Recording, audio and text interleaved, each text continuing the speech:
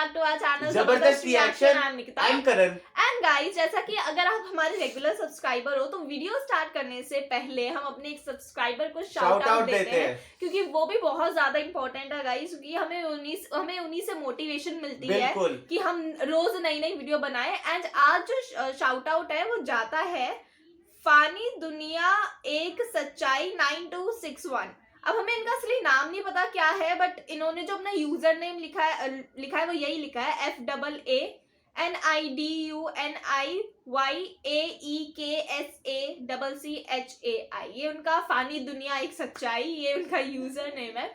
So thank you so much. आपका जो भी नाम हो हमें कमेंट करके जरूर बताना। एंड हमने आपका कमेंट पढ़ा, काफी ज्यादा आपने हमें मोटिवेट किया और मेरे को तो बहुत अच्छा लग रहा है कि हमसे नए नए लोग भी जुड़ रहे हैं और हाँ। इतना मतलब मोटिवेट कर रहे हैं हमें रोज एक अच्छा कमेंट छोड़ के कि भाई आप लोग इतना अच्छा कर रहे हो, और भाई इसी से हमें मोटिवेशन मिलती है। सच बताएं तो इसलिए हम कहते हैं आपको कि आप बस कमेंट करते रहे, इंटरेक्ट रहे हमसे और हमें बस एडवाइसेस देते रहे। एंड गाइस, आज हम बहुत टाइम से हमारे एक सब्सक्राइबर बोल रहे थे कि डॉक्टर जाकिर नाइक की वीडियो पे रिएक्ट करो, तो हमें कमेंट आया था कि आप इस वीडियो पे भी रिएक्ट करें, तो हमने सोचा क्यों ना हम जाकिर नाइक की यही वाली वीडियो पे रिएक्ट करें। तो इस वीडियो का टाइटल है brother Sikh asks question with doctor Zakir Naik about Kaaba. और ये कुछ इंटरेस्टिंग लग रहा है मेरे को, क्योंकि इससे दो रिलीजन वो भी बिल्कुल अलग अलग है। हाँ, तो देखते हैं क्या ऐसा मतलब जो है डिबेट हुई है, क्योंकि हमने एक क्रिश्चियन लेडी की भी आर्गुमेंट देखी थी जिसमें वो बहुत हीटेड आर्गुमेंट हो गई, बट मुझे नहीं लगता वाली हीटेड होगी। ये मेरे को लगता है कुछ अच्छा ही मैसेज जाएगा। सो गाइस, अगर आपको वीडियो पसंद आए तो लाइक शेयर कमेंट जरूर करना, चैनल को सब्सक्राइब करा दो, बिल्कुल मत भूलना। बिना किसी देरी के वीडियो को स्टार्ट करते हैं। प्रोग्राम में आने में थोड़ा सा देर हो गई मेरे को, और अगर मैं यहाँ नहीं आ पाता तो शायद अपने आप को ज़िंदगी भर माफ़ नहीं कर पाता। आगरा की सरजमी पर आके आपने ये जो रोशनाई जगाई है, ये वाकई में हम तो उस अल्लाह ताला से दुआ करेंगे। जी हाँ, अल्लाह ताला से दुआ करेंगे कि आप जैसे 10-20 और नेक दिल और इतने पढ़े लिखे, इतने इंटेलेक्चुअल आदमी और पैदा करें, जिससे कि जाके आप भारत का कोना कोना, देश का कोना कोना रोशन करें। तहे दिल से स्वागत आपका। मेरा एक छोटा सा सवाल से पहले थोड़ा सा एक, हमारे भी गुरु ग्रंथ साहब के अंदर गुरु नानक साहब ने पूरी दुनिया का चक्कर लगाया, जिसके अंदर मक्का मदीना भी शामिल है। और जैसा कि एक सवाल इससे पहले हो चुका है कि गैर मुस्लिम जो है मक्का मदीना में अलाउड नहीं, या वहाँ का कैंटोनमेंट जो है अलाउ परमिशन नहीं देता। मगर ये तो तय है, आप मानते हैं, इस्लाम मानता है, हम मानते हैं, हमारे ग्रंथों के अंदर दर्ज है। गुरु नानक साहब के 2 चेले थे, एक बाला और एक मर्दाना, एक हिंदू और एक मुस्लिम। मर्दाना की बहुत ख्वाहिश थी कि मुसलमान जब तक पूरा मुसलमान नहीं कहलाने का हकदार, जब तक कि वो काबा का दर्शन ना कराए, तो गुरु नानक साहब उसको लेके और काबा गए। हमारे ग्रंथ के अंदर जो दर्ज है कि जब वो वहाँ पहुँचे, उन दिनों बहुत लंबा ये किस्सा है, 1 साल लगता था, और वो रूट सारा उसका वर्णन है। और वहाँ जब मक्का, जो मस्जिद के बाहर साथ ही एक दीवार थी जहाँ पर के भारत के जो मुसलमान दर्शन करने जाते थे काबा के, वो उनको वहाँ ठहराया जाता था। वहाँ की देखभाल जो करता था वो मुल्ला जीवन करता था। जब गुरु नानक साहब अपने चेलों के साथ में वहाँ पर पड़े थे, तो सुबह जब मुल्ला जीवन वहाँ की सफाई करने के लिए आया, तो उसने देखा गुरु नानक साहब के जो पैर थे वो काबा की तरफ थे। वो गुस्से में चिल्लाया कि ये कौन काफिर है जो कि काबा की तरफ पैर करके पड़ा है, और उसने गुस्से के अंदर आके उनके पैरों को झटका दिया, दूसरी तरफ किया। तो हमारे ग्रंथ के अंदर दर्ज जो किस्सा है उसके अंदर ये है कि काबा भी उस समय हिल गया, जिधर गुरु नानक के पैर जाते थे काबा उधर मुड़ता था। तो वो जोर से चिल्लाया, ये कोई हजरत है, ये कोई औलिया है। मैंने पहली बार सुना है। तो उस समय के जो काजी थे मक्का के, काजी रुकनदीन साहब थे, और शाह शरफ, कई हस्तियों के नाम हैं उसमें। तो मैं ये जानना चाहता हूँ कि ये वर्जन को आप मतलब एग्री करते हैं, और करते हैं तो इसका हमारे मुस्लिम ग्रंथों के अंदर किस तरीके से उल्लेख है, ये कृपया बताएं। भाई साहब ने एक सवाल पूछा अपने गुरु ग्रंथ साहिब के मुतालिक, और अल्हम्दुलिल्लाह मैं भी गुरु ग्रंथ साहिब पढ़ चुका हूँ। और जिस तरीके से, क्योंकि वक्त मुख्तसर सा होने की वजह से मुझे वक्त नहीं मिला कि गुरु ग्रंथ को भी कोट करूं।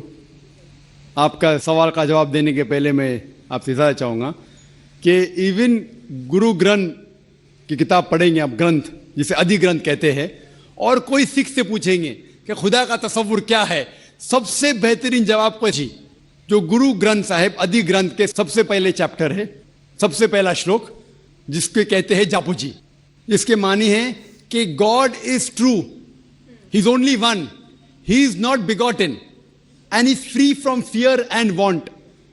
क्योंकि मैंने अंग्रेजी में पढ़ा हूं इसलिए मैं अंग्रेजी में उसे कह रहा हूं कि खुदा एक ही है, वो हक है, और वो ना किसी को जना है ना किसी को जनेगा, और वो इमॉर्टल है, ना कभी मर सकता है। और इसको सिखिज्म में जो खुदा को कहते हैं Omkara, in manifest form he is Omkara and unmanifest form he is एक ओमकारा। और कई इसके एट्रीब्यूट से, मिसाल के तौर पे परवरदिगार, अकल, और उसे रहीम कहा गया है, Wahe Guru as one God कहा गया है, और it is strictly against idol worship and avatarvada. भाई साहब का सवाल था कि उनने ग्रंथ में पढ़ा कि गुरु नानक साहब मक्का के, और उनका पैर काबा की तरफ था, और कोई मौलवी ने पैर को हिलाए और काबा हिल गया। क्योंकि ये age of science and technology है, अगर कोई चीज़ जो किताब हजारों साल पहले लिखी गई है, 10,000 साल या 4,000 साल, तो शायद उसके बारे में हिस्टोरिकल रिकॉर्ड मिलना मुश्किल है। हालांकि इवन जीसस क्राइस्ट के बारे में 2000 साल हिस्टोरिकल रिकॉर्ड है, क्योंकि सिखिज्म जो एकदम नया मज़हब है, जितने मज़ाहिब के मुकाबले हिंदुस्तान में नया है, कुछ सैकड़ों साल पहले 15th सेंचुरी में, towards the end of the 15th century, Guru Nanak साहब जो पंजाब के थे, ये मज़हब जो कायम हुआ हार्डली 400-500 या 400-500 साल।